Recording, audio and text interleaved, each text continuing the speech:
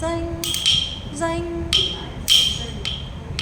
tùng tang tinh tang tùng tinh tùng tang tùng tang tùng tang tùng tùng tinh tùng tang tùng tinh tinh tang tùng tang tùng tùng tang tinh tang tinh tinh tang tùng tang tùng tang tùng tinh tang tang tinh tùng mà tang tinh tinh tang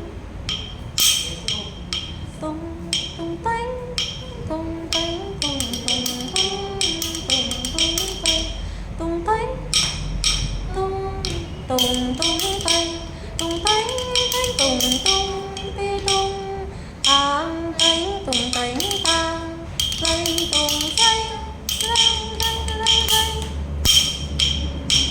Cách của thầy Liêm là ra luôn.